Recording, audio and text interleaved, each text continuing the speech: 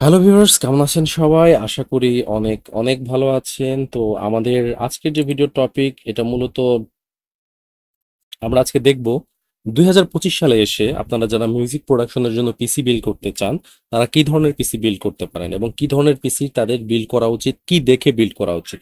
Specific ভাবে processor, কারণ প্রসেসরটা হচ্ছে একটা কম্পিউটারের ব্রেইন। সো যে ব্রেইন যত ফাস্ট সেটা দিয়ে তত বেটার কাজ হবে। আর আপনারা জানেন মিউজিক প্রোডাকশনের জন্য বর্তমান সময়ে যে সফটওয়্যার বা প্লাগইন গুলো বের হচ্ছে আপডেটেড, এগুলো এত পরিমাণ প্রসেসর কনজিউম করে যে আমরা যারা মোটামুটি মিড রেঞ্জের মিড লেভেলের যে প্রসেসর দিয়ে কাজ করছি তাদের আসলে খুব ডিফিকাল্ট হয়ে যাচ্ছে এখন কাজ করা। হ্যাঁ, কারণ দেখা যাচ্ছে যে মাস্টারিং করতে যে বা রিয়েল টাইম যে আপনার হচ্ছে রেকর্ডিং বা রিয়েল টাইম আউটপুট নিতে গেলে, অথবা দেখা যাচ্ছে বাফার লেন্থ যদি কমাই দেই তাহলে বিট রেট কমাই দিলে দেখা যাচ্ছে যে পিসি লোড নিতে পারছে না, প্রসেসর লোড নিতে পারতেছে না। সো আমরা আজকে প্রসেসর নিয়ে স্পেসিফিকভাবে আলোচনা করবো এবং কি কি দেখে প্রসেসর আপনি কিনবেন মিউজিক প্রোডাকশনের জন্য সেটাও আলোচনা করব। এতে আশা করি প্রসেসর সম্পর্কে শুধু মিউজিক প্রোডাকশন না, আপনার একটা মোটামুটি ধারণা হয়ে যাবে যে কোনো পিসি বিল্ড করতে গেলে। আমি আমার নলেজে যতটুকু জানি সেটা আপনাদের সাথে শেয়ার করছি। সো এখানে আপনারা হয়তো স্টারটেকের হোম পেজ দেখতে পাচ্ছেন। এখানে আমি যেটা করছি সেটা হচ্ছে প্রসেসর গুলোকে ইন্টেল এমডি মিলে প্রসেসর গুলোকে প্রাইস হাই থেকে লো এর দিকে করে দিয়েছি। অর্থাৎ এখানে সবচেয়ে দামি প্রসেসর গুলো থেকে ধীরে ধীরে কম দামি প্রসেসর গুলোর দিকে যাচ্ছে। তো আমরা এখানে তিন ধরনের প্রসেসর দেখবো। যে আপনার বাজেট যদি খুব হাই থাকে, খুব হাই পারফরমেন্স পিসি বিল্ড করতে মানে করতে গেলে কি ধরনের প্রসেসর সিলেক্ট করবেন, মিডিয়াম এবং লো। সো আমরা এখানে আসি, সবচেয়ে দামি যে প্রসেসরটা এখানে রাইজেন 9950X3D এই প্রসেসরটা, এবং এটার কম্পিটিটর হচ্ছে ইন্টেলের আলট্রা 9 2285 কে যেটা আছে, এই দুটো প্রসেসর। তো আমরা এই দুটো প্রসেসরের মধ্যে বেসিক বা একটা ফান্ডামেন্টাল যে পার্থক্য আছে, কোন ক্ষেত্রে কোনটা চুজ করবেন সেটা আমরা দেখব। তো রাইজেনে যদি আমি যাই, রাইজেনে গেলে আমরা এখানে দেখতে পারবো যে প্রথমত রাইজেনের বেসিক যে স্পেসিফিকেশন সেটা আমাদেরকে দেখতে হবে এখানে আসলে আছেটা কি রাইজেনের ক্ষেত্রে, ঠিক আছে? সো আসি, আমরা যদি এখানে ফলো করি, প্রথমত হচ্ছে এটা হচ্ছে রাইজেন 9950X3D প্রসেসর। এটার ক্লক স্পিড হচ্ছে 4.3 গিগাহার্টজ আপ টু 5.7 গিগাহার্টজ। অর্থাৎ এটার বেজ যে গিগাহার্টজ এটা 4.36 3 গিগাহার্টজ, এবং সর্বোচ্চ ম্যাক্সিমাম এটা 5.7 গিগাহার্টজ পর্যন্ত এর ক্লক স্পিড দিতে পারবে, ঠিক আছে? সো এই যে স্পিডটা, এটা মূলত স্পিডটা ডিফাইন করে প্রসেসরটা কতটা পাওয়ারফুল, গিগাহার্টজের স্পিড। তো এটা তো একটা ইস্যু। এখানে আমরা দেখতে পাচ্ছি এটা মোটামুটি একটা ভালো স্পিডে আছে। তারপরে এখানে কোর এবং থ্রেড, এটা হচ্ছে সব থেকে ইম্পর্টেন্ট জিনিস। সো এমডি যে প্রসেসর আছে, এই প্রসেসর স্পেসিফিক ভাবে এখানে কোর আছে 16টা, এবং এখানে আমাদের হচ্ছে থ্রেড আছে, যেটা বলতে গেলে থ্রেড আছে হচ্ছে 32টি। সো কোর যে 16টি আছে এবং থ্রেড যে 32টি আছে, এই কোর এবং থ্রেড মিউজিক প্রোডাকশন ক্ষেত্রে যত বেশি থাকবে যে প্রসেসরে, আপনার প্রসেসর তত বেশি পাওয়ারফুল, ঠিক আছে? এবং কোর থ্রেডের মধ্যে আবার দুটো জিনিস আছে, সেটা হচ্ছে যে আমরা যদি নিচে ফলো করি, ক্যাশ ক্যাশ L1 L2 এবং L3। সো এই যে তিনটা যে ক্যাশ আছে, এই টোটাল যে ক্যাশটা দেখতে পাচ্ছেন আপনারা, এখানে ক্যাশ L1 L2 এবং L3, এই তিনটা জিনিস দ্বারা বোঝায় যে প্রসেসরের নিজস্ব একটা মেমোরি আছে, ঠিক আছে? আমরা জানি যে র্যাম আমরা ব্যবহার করি প্রসেসরের কি করতে, প্রসেসর যখন কাজ করে তো প্রসেসরের যে ডাটাগুলো আছে, অর্থাৎ প্রসেসরের প্রত্যেকটা কোর যে প্রসেস করে যে ডাটাগুলো, এই ডাটাগুলো করে কি, র্যামের যে ফুল ফর্ম এটা কি রেড অনলি মেমোরি। অর্থাৎ র্যামে একটা তথ্য যায়, ওই তথ্য যখন একটা ডাটা যায়, ডাটা যাওয়ার পর ওই ডাটাটা যখন কাজ শেষ হয়ে যায় ডাটা অটোমেটিক ডিলিট হয়ে যায়। এটা মূলত র্যামে কিন্তু কাজ করে। সো এখানে যেটা হচ্ছে সেটা হচ্ছে যে প্রসেসরের মধ্যে এখানে দেখুন তিনটা ক্যাশ আছে, অর্থাৎ তিনটা মেমোরি আছে। একটা L1 টাইপ মেমোরি, এটা হচ্ছে সব থেকে ফার্স্ট, মানে এই মেমোরিটার স্পিড হচ্ছে সব থেকে ফাস্ট। আমরা যদি দেখি, আম, আরেকবার আমি দেখাচ্ছি, এই যে L1 এখানে 1280 কিলোবাইট, এটা হচ্ছে সব থেকে ফাস্ট মেমোরি এবং ইভেন র্যামের থেকেও ফাস্ট মেমোরি। সো যেটা হয় সেটা হচ্ছে যে L1 টাইপের যে আহ, কাজগুলো আছে বা প্রসেসর L1 ক্যাশের যে কাজগুলো আছে, প্রসেসগুলো আছে, সেগুলো কি করে নিজের প্রসেসরের ভিতরের যে মেমোরি আছে এর মধ্যেই করতে পারে, র্যামে দিতে হয় না। যার ফলে হয় কি এক্সট্রা পাওয়ারফুল ভাবে প্রসেসর কাজ করতে পারে এবং লেটেন্সি কম হয়। অর্থাৎ প্রসেসর থেকে একটা একটা ডাটা র্যামে দিয়ে আবার র্যাম থেকে আবার প্রসেসরে সেই ডাটার ফিডব্যাক আসতে আসতে কিন্তু একটা ছোটখাটো একটা লেটেন্সি হয়। এই লেটেন্সিটুকুই কিন্তু প্রসেসরের স্পিডকে কিছুটা কমিয়ে দেয়। র্যাম তো এখন ইউজ করতে হবে, র্যামের বিকল্প নেই, কিন্তু এই প্রসেসরগুলোর মধ্যে বর্তমান সময়ে যে ক্যাশগুলো দিচ্ছে, এই ক্যাশগুলো যেটা করে সেটা হচ্ছে যে কিছু ডাটা যেগুলো র্যামে যাওয়ার প্রয়োজন নাই, ছোট ছোট কিছু ডাটা যেটা প্রসেসর এই নিজের মেমোরির মধ্যেই করতে পারবে। যেমন এখানে আপনি যদি দেখেন যে L1 এখানে 1280 কিলোবাইট, L2 এখানে দেখতে পাচ্ছেন 16 মেগাবাইট এবং L3 দেখতে পাচ্ছেন 128 মেগাবাইট।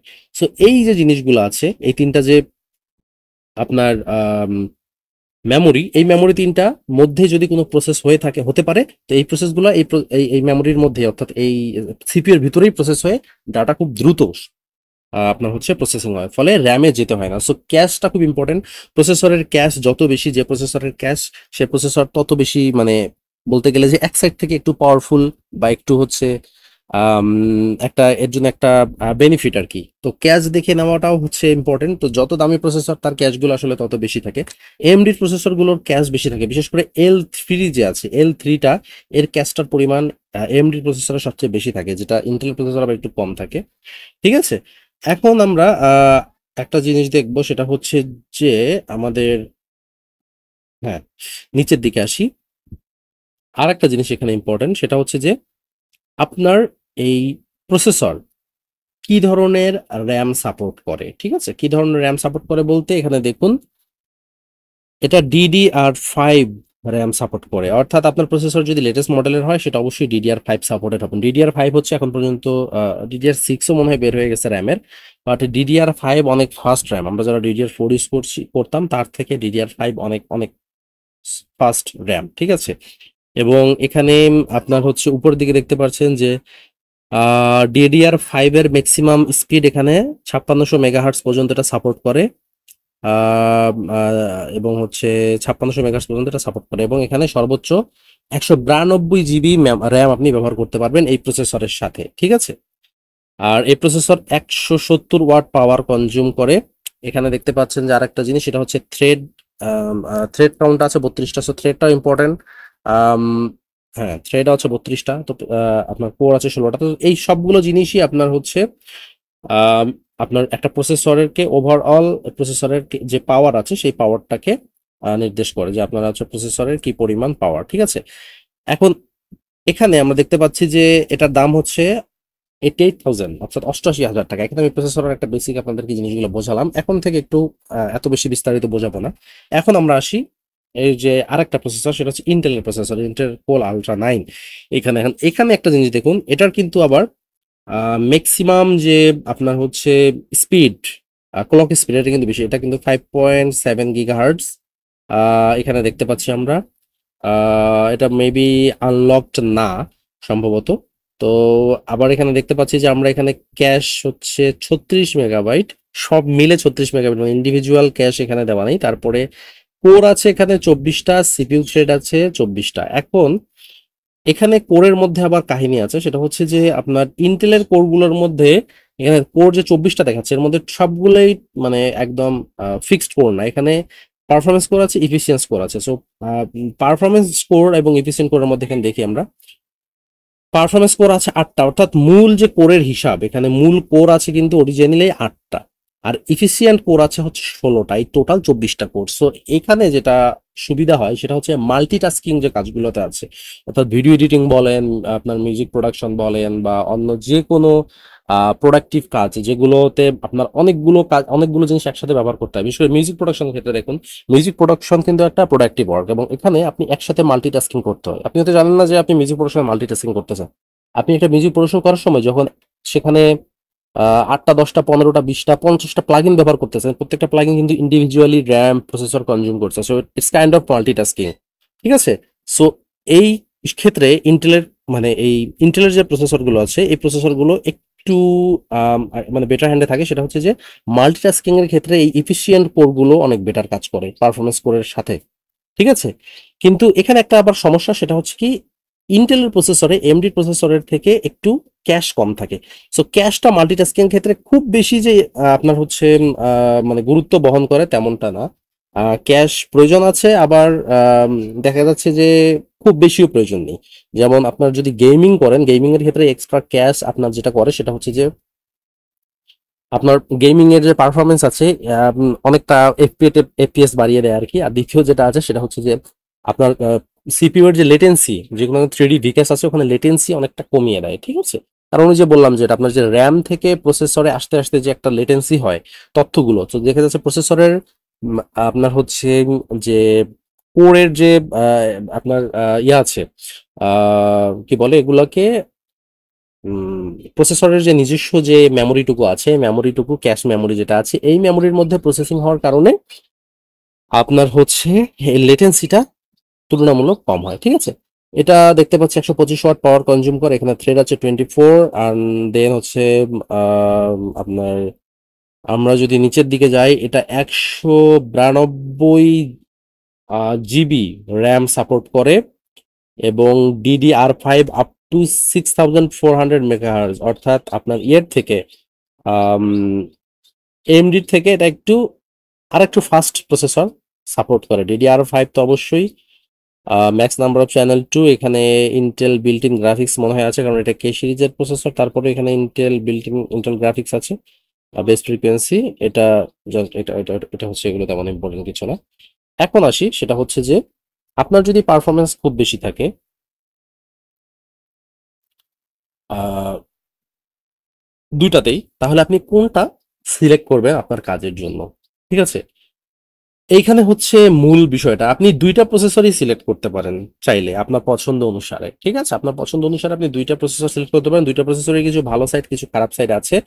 কিন্তু এখানে আপনার কাজ যদি শুধুমাত্র গেমিং রিলেটেড হয়, তাহলে আপনার জন্য এএমডির রাইজেন সিরিজের যে কোনো প্রসেসর একদম বেস্ট চয়েস। এএমডি রাইজেনের যে কোনো প্রসেসর আপনার জন্য একদম বেস্ট চয়েস, যদি আপনার কাজ শুধুমাত্র গেমিং এ হয়। এবং আম, অন্যান্য কাজ যে করতে পারবেন এটা যে সেটা না, বাট গেমিং এর ক্ষেত্রে এখানে বেটার পারফরমেন্স পাবেন আপনি। ঠিক আছে?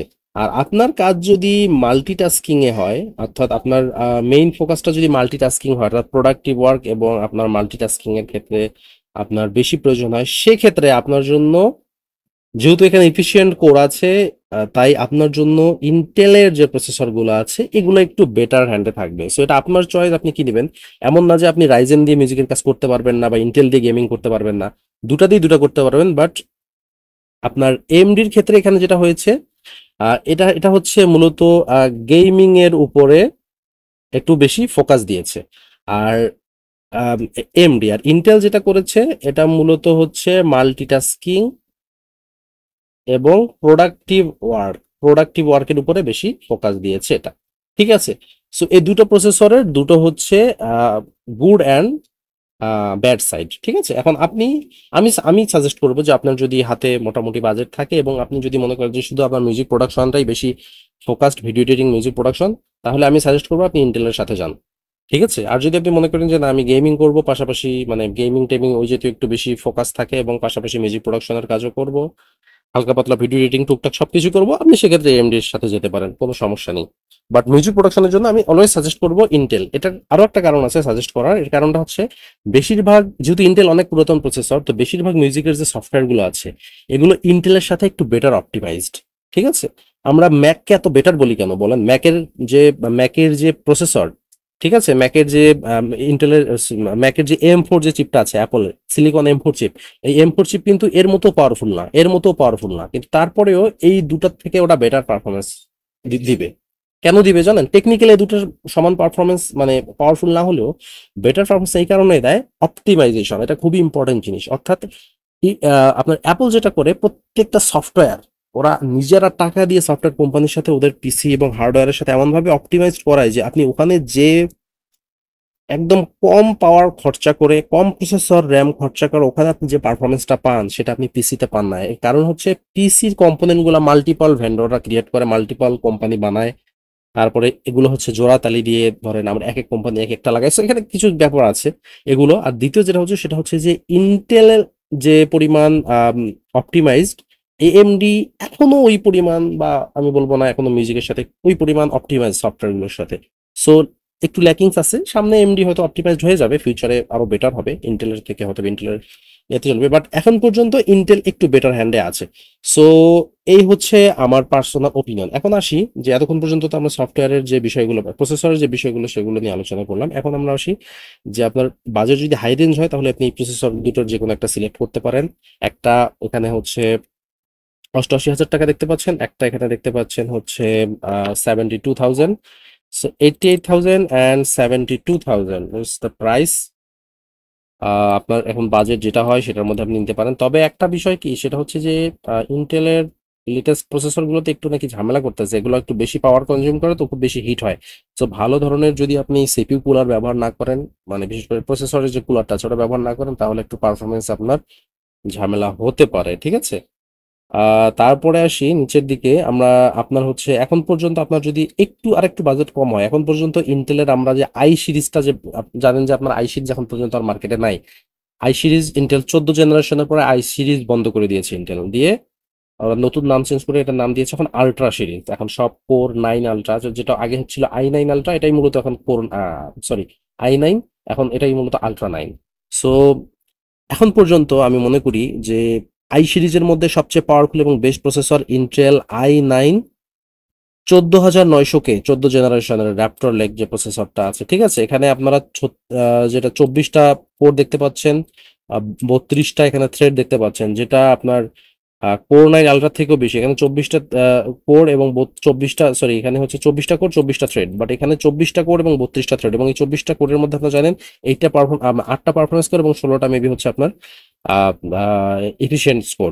সো এখানে হচ্ছে এইটা এখন পর্যন্ত one of the best choice আমি মনে করি। কেউ যদি এখনো যদি প্রসেসর কেউ কিনতে চান, ইন্টেল 14 জেনারেশনের i9 14 জেনারেশন যে র্যাপটর লেক প্রসেসরটা আছে, one of the best choice এখন পর্যন্ত, ঠিক আছে। এখন এখানে ঘটনা যেটা আছে সেটা হচ্ছে i9 আছে, i9 কে 14,900 আছে, 14,900 কে এফ আছে। এখন কে কোনটা নিবেন? এখন এটার জন্য যেটা বিষয় সেটা হচ্ছে, যদি আপনি গ্রাফিক্স কার্ড না নেন তাহলে আপনার জন্য হচ্ছে এটা i9 যেটা কে, শুধু কে। আর যদি আপনার হচ্ছে মনে হয় গ্রাফিক্স কার্ড আপনি নেন, তাহলে আপনার জন্য চয়েস হচ্ছে, গ্রাফিক্স কার্ড নেন তাহলে আপনার জন্য চয়েস হচ্ছে i9 কেএফ। এর কারণ এর মধ্যে 770 বিল্ট ইন গ্রাফিক্স আছে, ঠিক আছে। অর্থাৎ এটা আপনার গ্রাফিক্স কার্ড ছাড়াও ডিসপ্লে দিতে পারবে, কিন্তু এই সফটওয়্যার গ্রাফিক্স কার্ড ছাড়া ডিসপ্লে দিতে পারবে না, এই প্রসেসর, কারণ এর মধ্যে নিজস্ব কোনো গ্রাফিক্স নেই। সো গ্রাফিক্স কার্ড আলাদাভাবে আপনাকে এখানে কিনে লাগাতে হবে। বাট গ্রাফিক্স কার্ড কিনলে এটা সবচেয়ে বেটার চয়েস। এটা সবচেয়ে বেটার চয়েস। আর কারণটা হচ্ছে এটা গ্রাফিক্স, উইদাউট গ্রাফিক্স এর মধ্যে বেশ কিছু আপনার হচ্ছে সুবিধা থাকবে। আরেকটা বিষয় বলি, কেন এখন পর্যন্ত 14 জেনারেশনের i9টা সবচেয়ে বেস্ট অপশন আলট্রার থেকে, সেটা হচ্ছে এর বেস ফ্রিকোয়েন্সি। এখানে দেখেন এইটা এখন পর্যন্ত আপনার হচ্ছে এটার যে আপনারা যদি নিচে ফলো করেন, এটার স্পিড, ক্লক স্পিড কিন্তু এটা 6 GHz পর্যন্ত উঠে গেছে। অর্থাৎ এটা আনলক করা আছে এবং 6 GHz ক্লক স্পিড, যেটা ইন্টেলের লেটেস্ট যেটা আলট্রা আছে সেটা কিন্তু 6 GHz না, এটা কিন্তু 5.7 GHz এর ম্যাক্স ক্লক স্পিড। সো এটা ওটার থেকে অবশ্যই ফাস্ট এবং এর বেটার ক্লক স্পিডের কারণে, ঠিক আছে। সো এই দুইটা এখন পর্যন্ত বেটার চয়েস আমি মনে করি। আমি যদি এখনো পিসি বিল্ড করি তাহলে আমি অবশ্যই আলট্রা 9-এর থেকে আমি এই 14 জেনারেশনের এই দুইটা চয়েস করব, মেবি, মানে আমার পার্সোনাল অভিমত, কারণ এখানে আমি থ্রেড বেশি পাচ্ছি তুলনামূলক কম প্রাইসে। এখানে এই যে এগুলোর মধ্যে একটা কি, সেটা হচ্ছে নিউরাল ইঞ্জিন অ্যাড করছে, সেটা হচ্ছে যে এআইটা এর জন্য। ভাই আমার মিউজিকের ক্ষেত্রে, মিউজিকের জন্য আমার এআই এর দরকার নাই, নিউরাল ইঞ্জিন আমার প্রয়োজন নাই। আমি মিউজিকের জন্য আমার কি দরকার, আমার দরকার বেশি কোর বেশি থ্রেড। তো আমার এখানে আমি এক্সট্রা কতগুলো থ্রেড পাচ্ছি।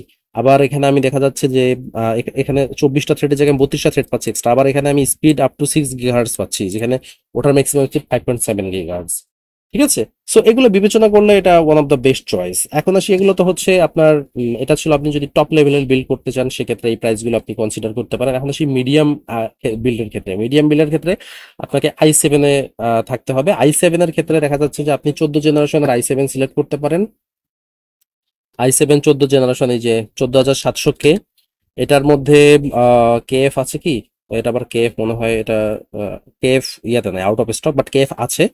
সো গ্রাফিক্স কার্ড নিলে অবশ্যই এই টাইপের সব প্রসেসর দেওয়ার চেষ্টা করবেন যেগুলোতে বিল্ট ইন গ্রাফিক্স নাই, কারণ ওগুলোতে নিজস্ব গ্রাফিক্স না দেওয়ার কারণে ওরা আবার প্রসেসরটা একটু পাওয়ারফুল থাকে, ঠিক আছে। সো যদি গ্রাফিক্স কার্ড নেওয়ার প্ল্যান থাকে অবশ্যই এমন ধরনের প্রসেসর নেবেন যে প্রসেসরের নিজস্ব বিল্ট ইন গ্রাফিক্স নেই, তাহলে আপনার ওইটা গ্রাফিক্স কার্ড সহ গ্রাফিক্স যে প্রসেসর আছে তার থেকে বেটার মানে রেজাল্ট দিবে। এখন আসি i7 যে প্রসেসরটা আছে, এর মধ্যে আমরা দেখতে পাচ্ছি যে 20টা কোর আছে, 28টা থ্রেড আছে। আবার এটা দেখতে পাচ্ছি যে ম্যাক্স 5.6 গিগাহার্জ স্পিড, মানে মোট কথা আছে মিডিয়াম রেঞ্জের মধ্যে it's a great great great deal. হ্যাঁ, তারপরে এখানে আমরা যদি দেখতে পারি যে রাইজেন সিরিজের মধ্যে আমরা যদি দেখি, তো রাইজেনের মধ্যে আমাকে চেক করতে হবে, যদি এখানে রাইজেন 9 এখন আছে, এই প্রাইস রেঞ্জের মধ্যেই আছে, বাট এখানে দেখতে হবে যেটা DDR5 সাপোর্টেড কিনা। DDR5 সাপোর্টেড, তারপরে এখানে হচ্ছে ক্যাশ ট্যাশ ঠিকঠাক আছে মোটামুটি। আচ্ছা, এটার মধ্যে নিজস্ব রেডেনো গ্রাফিক্স আছে, ঠিকঠাক আছে। সো এটাও একটা বেস্ট চয়েস। এটা হচ্ছে এর জন্য এখানে 12টা কোর আছে, 24টা থ্রেড আছে। সো এই প্রাইস রেঞ্জের মধ্যে রাইজেন 9900X ও একটা বেটার চয়েস, ঠিক আছে, যদি আপনারা দুটো কম্পেয়ার করেন। এগুলো মিডিয়াম রেঞ্জের মধ্যে এটা রাখতে পারেন। আবার আরেকটু মিডিয়াম রেঞ্জটার মধ্যে লোয়ার মিডিয়াম রেঞ্জের দিকে যদি আমরা আসি, তাহলে এখানে আরেকটু হয়তো 30,000 বা 25,000-এর মধ্যে যদি আমরা একটু দেখি, তাহলে আমরা এখানে দেখবো যেগুলো আউট অফ স্টক। রাইজেন 7 যেটা আছে, 70700X যে প্রসেসরটা আছে, ঠিক আছে, 8টা কোর 16টা থ্রেড। এটা মূলত 5.7 গিগাহার্টজ এবং i5 এর 14 জেনারেশন। অবশ্যই আমরা একটু দেখবো চেক করে। i5 এই যে এটা, এখানে আমরা দেখতে পাচ্ছি 14টা কোরের মধ্যে মনে হয় 6টা কি 8টা আপনার হচ্ছে পারফরমেন্স কোর আছে, আর 20টা থ্রেড আছে। এখানে দেখতে পাচ্ছি 5.3 গিগাহার্টজ এর ক্লক স্পিড, আর এখানে সকেট দেখতে পাচ্ছি আমরা LGS 17। আর এর সাথে যদি আমরা তুলনা করতে চাই, তাহলে আমাদের রাইজেন 7 5800X3D সম্ভবত এই প্রাইস রেঞ্জের মধ্যে এইগুলো হচ্ছে একটা বেটার অপশন হবে, ঠিক আছে। সো এখানে দেখেন কোর আলট্রা থেকে আহ, এখানে আপনার হচ্ছে i5 এর মধ্যে থ্রেড সংখ্যা বেশি, কোর আলট্রা থ্রেড সংখ্যা মাত্র 14টা। এগুলোতে NPU অ্যাড করছে, নিউরাল ইঞ্জিন, যেগুলো হচ্ছে AI এর জন্য স্পেসিফিক ভাবে বাট ক্লক স্পিড এখন পর্যন্ত আপনার 14 জেনারেশনের বেশি। আমি যা দেখেছি যে ইন্টেল কোর আলট্রা থেকে এখনো 14 জেনারেশনের কোর স্পিড, আপনার ক্লক স্পিড বেশি, এখনো থ্রেড কাউন্ট বেশি আছে। ক্যাশ এখনো ওই সেম 24 মেগাবাইট ক্যাশ, এখানে 24 মেগাবাইট ক্যাশ। তো এগুলো হচ্ছে একটা মিডল। আর একটু লো রেঞ্জের মধ্যে যদি করতে চান, লো রেঞ্জে করতে গেলেও অত লো রেঞ্জে একদম যাওয়া যাবে না আমাদের। মিনিমাম একটা বিল্ড করতে চাইলেও মিউজিক প্রোডাকশনের জন্য আপনাকে অন্তত i5 ইন্টেলে থাকতে হবে, সেটা আপনি 11-12 জেনারেশন যাই নেন, মানে ওই প্রাইস রেঞ্জের মধ্যে থাকতে হবে। আর হচ্ছে একটু দেখাই, নিচের দিকে আসি। AMD 7, এটা হচ্ছে 5700G প্রসেসরটা যেটা আছে, এইটা মোটামুটি একটা বেটার চয়েস। এখানে 8টা কোর আছে, 16টা থ্রেড আছে। এই প্রাইস রেঞ্জের মধ্যে 8টা কোর 16টা থ্রেড খুব কমই আছে। এর থেকেও কম প্রাইসের মধ্যে একটা আছে, সম্ভবত আহ, আমরা দেখবো। আর ইন্টেলের মধ্যে যদি আমরা চেক করি, তাহলে ইন্টেল আমরা দেখতে পারি যে এখানে হচ্ছে 12 জেনের i5 গুলো আছে, একটু বেটার জেন নেওয়া বেটার। হ্যাঁ, 13 জেন 19,000-এর মধ্যে দেখতে পাচ্ছি যে আমরা 13 জেন, এখানে 10টা কোর আছে, 16টা থ্রেড আছে। এর মধ্যে মনে হয় পিওর কোর দেওয়া আছে, হয়তো বা এখানে এই কোরের মধ্যে কি কোনো ইফিসিয়েন্ট কোর বা কোর দেওয়া আছে কি? 10টা কোর 16টা থ্রেড, এখানে কোনো এফিসিয়েন্ট কোর দেওয়া নাই, এটা পিওর 10টা core I think. Hmm. So আপনার লো প্রাইসের মধ্যে হলো আপনাকে 19-20 হাজার রেঞ্জের মধ্যে মিনিমাম এই সিপিইউ গুলো চয়েস, মানে প্রসেসর গুলো চয়েস করতে হবে তাহলে। আর যেগুলো শুরুতে বললাম, এই জিনিসগুলো চেক করে যদি আপনি যে রেঞ্জের প্রসেসরই নেন, এই জিনিসগুলো চেক করে যদি আপনি প্রসেসর নেন, তাহলে 2025-এর মধ্যে ওইগুলো হচ্ছে আপনার জন্য সবচেয়ে বেটার অপশন হবে। আপনি প্রসেসর চুজ করার সময় যেটা দেখবেন, প্রথম জিনিস সেটা হচ্ছে সেখানে কোর কি পরিমাণ আছে, থ্রেড কি পরিমাণ আছে। দ্বিতীয় জিনিসটা দেখবেন সেখানে ক্যাশ কি পরিমাণ আছে, বিশেষ করে L3 cash, L2 L3 cash কি পরিমাণ আছে। তারপরে আপনি দেখবেন সেটা হচ্ছে যে সেটা DDR5 সাপোর্ট করে কিনা, এবং DDR5 র্যাম আপনাকে যে লাগাতে হবে সেটাও মোটামুটি যত বেশি ফ্রিকোয়েন্সি বা স্পিডের র্যাম সাপোর্ট করবে তত বেটার। প্রসেসরের সাথে সেটা তত স্পিডে ইন্টিগ্রেট হবে এবং তত বেটার আপনি হচ্ছে রেজাল্ট পাবেন, তত লোয়ার আপনি লেটেন্সি পাবেন। আর দ্বিতীয় যেটা তারপর যেটা জিনিস মানে আপনাকে চেক করতে হবে, সেটা হচ্ছে যে এর ক্লক স্পিডটা কি। আসলে যত বেশি ক্লক স্পিড আপনি জানেন যে তত ভালো। হ্যাঁ, তবে এটা ঠিক, যেগুলো প্রসেসর আনলক অর্থাৎ আপনার হচ্ছে বুস্ট করা থাকে, সেগুলোর মধ্যে বুস্ট করা যায়, সেগুলোর মধ্যে আপনার বেটার কুলিং সিস্টেম অ্যাড করতে হবে। অবশ্যই একটা লিকুইড কুলার বা ভালো কুলার সিপিতে অ্যাড করতে হবে, নাহলে আপনারা জানেন যে প্রসেসর যত বেশি হিট হবে এর পারফরমেন্স তত ড্রপ করবে। সো প্রসেসরের এটা কমানোর জন্য এটা রাখতে হবে। সো মোটামুটি এগুলো যদি চুজ করেন এখন পর্যন্ত আমি মনে করি যে এই জিনিসগুলা যদি ফলো রাখেন তাহলে আপনার জন্য বেটার চয়েস হবে। আর ইন্টেল এএমডি কোনটা চুজ করবেন আপনি যেটা ইচ্ছা সেটাই চুজ করতে পারেন, কোনো সমস্যা নেই। এগুলো যে মেইন যে থিওরিগুলো ফর্মুলাগুলো সেগুলা মানে চেক করে আপনি চুজ করলেই হয়ে যাবে, কোনো সমস্যা নেই। তবে হ্যাঁ, এখন পর্যন্ত আমি সাজেস্ট করব যে মিউজিক প্রোডাকশনের জন্য স্পেসিফিক ভাবে একটু ইন্টেল বিল্ড করার ট্রাই করবেন। হয়তোবা এতে আপনার এএমডি থেকে বেটার। আর যারা গেমিং করেন বা অন্য যে কোনো কাজ করেন তাদের জন্য এএমডি সবচেয়ে বেস্ট চয়েস ইন্টেলের থেকে, কারণ এএমডির মধ্যে যে ভি ক্যাশ গুলো আছে, ক্যাশের পরিমাণ বেশি আছে, সেটা অবশ্যই আপনাকে গেমিং এর পারফরমেন্স বুস্ট করতে অনেক হেল্প করবে। আর ইন্টেল সিলেক্ট করার একটাই কারণ অপটিমাইজেশন। এখন পর্যন্ত মিউজিকের সবগুলো সফটওয়্যারের সাথে ইন্টেলের অপটিমাইজেশন এএমডির তুলনায় 1% হলেও বেটার। সো এটা অপটিমাইজেশন অনেক বড় একটা ফ্যাক্ট আপনার সফটওয়্যার স্মুথ ভাবে কাজ করার জন্য। সো দ্যাটস ইউর চয়েস, আপনি যেটা সিলেক্ট করবেন এই ফর্মুলাগুলো ফলো করে আপনি সিলেক্ট করলে আশা করি যে আপনি আর আপনার নেক্সট বিল্ডে আপনি কোনো ভুল করবেন না, বা আপনি একটা বেটার পিসি বিল্ড করতে পারবেন মিউজিক প্রোডাকশনের জন্য। Thanks for watching. ভিডিওটি অনেকক্ষণ ধরে অনেক কথা বললাম, আশা করি আপনারা অনেক কিছু বুঝতে পেরেছেন এবং অনেক কিছু জানতে পেরেছেন। নেক্সট কোনো টপিক নিয়ে দেখা হচ্ছে, সেই পর্যন্ত সবাই ভালো থাকবেন।